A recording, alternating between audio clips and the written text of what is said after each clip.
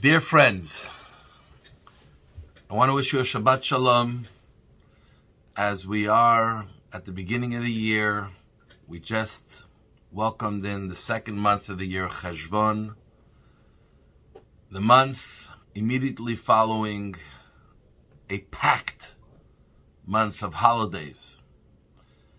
And though in Israel this is the time when rain begins and we actually start asking for rain in our prayers, in terms of holidays, it's a dry month. It was a rainy month in the time of Noach, and that's the Torah portion of this week. The flood began during the month of Cheshvan and ended in the month of Cheshvan. And one of the things that we talk about in this week's portion is after the flood was over, Noach and his family of 8 was saved with all the animals and flying birds and insects. And Hashem said, go out of the ark and begin to propagate the world and settle the world again. And there was a bit of a hesitancy for Noach, and obviously everyone else followed suit. Why are we propagating the world and rebuilding a world that may be destroyed again if we don't behave? And God had to give Noach a guarantee.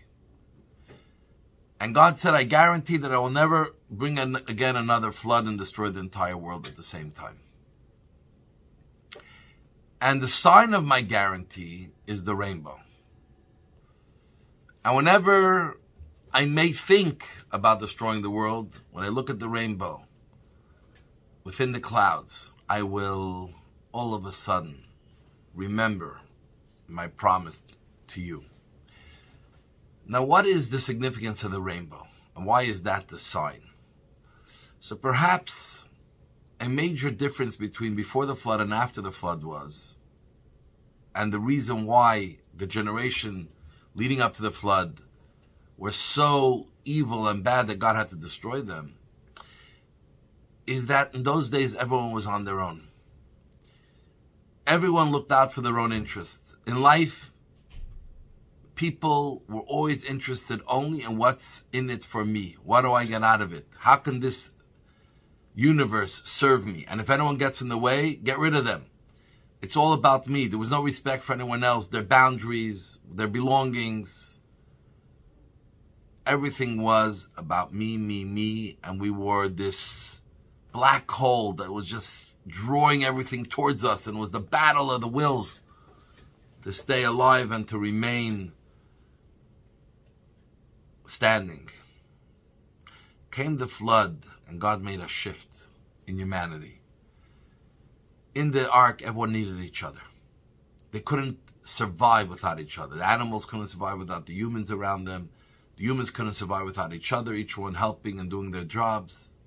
All of a sudden, they learned how they needed each other. And when you need each other and you work well together, you can survive even in a small ship.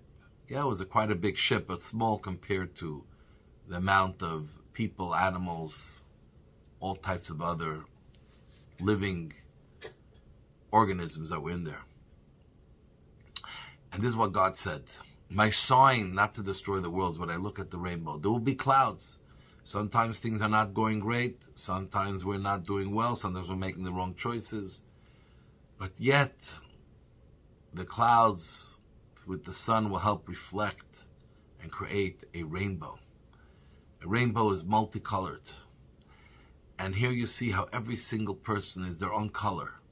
But yet, when it all comes together, how beautiful it is, as opposed to each one being on their own. The mosaic of colors coming together is just magical. Everyone loves to look at a rainbow. We actually have a special blessing we say when we see a rainbow, because it's really magical to see.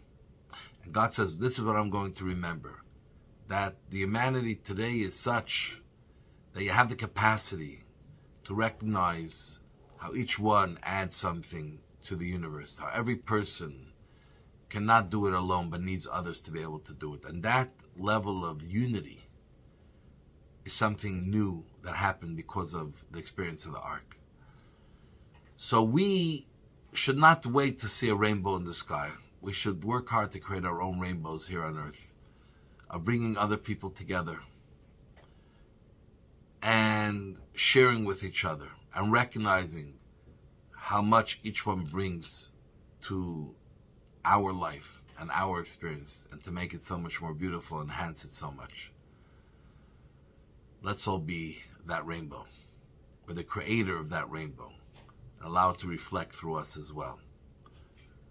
So I want to wish you all Shabbat Shalom. God bless you. We love you all. Candlelighting time in Montreal, 5:29 p.m.